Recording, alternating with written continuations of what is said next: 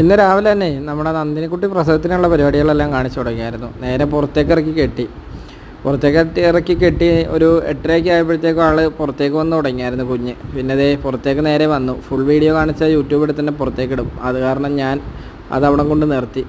പിന്നെ ആൾ ജനിച്ചു, പെൺകുട്ടിയാണ് കേട്ടോ ഉണ്ടായേക്കണേ. നേരെ ഞാൻ എടുത്ത് ഷീറ്റയിലിട്ട് ആ വായിലെയും മൂക്കിലെയൊക്കെ മറ്റേ മാച്ചും കാര്യങ്ങളെല്ലാം എടുത്ത് കളഞ്ഞു. നല്ലോണം മൂക്കെല്ലാം തുടച്ചു റെഡിയാക്കി എടുത്തു. പിന്നെ അമ്മ പശുവിൻ്റെ നക്കലാണല്ലോ, ഇനി അവർ ഫുള്ള് നക്കി വൃത്തിയാക്കി എടുക്കും.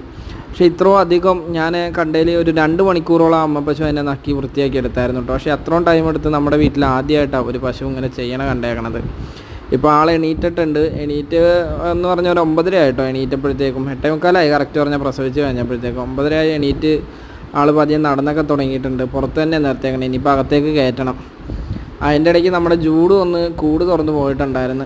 ജൂഡ് വന്ന് ഒളിഞ്ഞ് നോക്കണ കണ്ടിട്ട് അമ്മ പശു ഇങ്ങനെ വെഗിരി പിടിച്ചിങ്ങനെ നിൽക്കുമായിരുന്നു. നേരെ അതേ ജൂഡുവിൻ്റെ അടുത്തേക്ക് ഇനി ഓടിച്ചെല്ലും. കണ്ട, ജൂഡുവിനെ കുത്താൻ വേണ്ടി ഓടിക്കണയാണ്. അമ്മയ്ക്കാണെങ്കിൽ നല്ല ക്ഷീണമുണ്ട്. അവളെ ഇനി ഇപ്പോൾ ഒന്ന് റെഡിയാക്കി എടുക്കണം. നമ്മുടെ വീട്ടിൽ വന്നല്ലേ ഉള്ളൂ, 3-ാമത്തെ ദിവസം വന്നപ്പോൾ തന്നെ പ്രസവിച്ചായിരുന്നു ആൾ.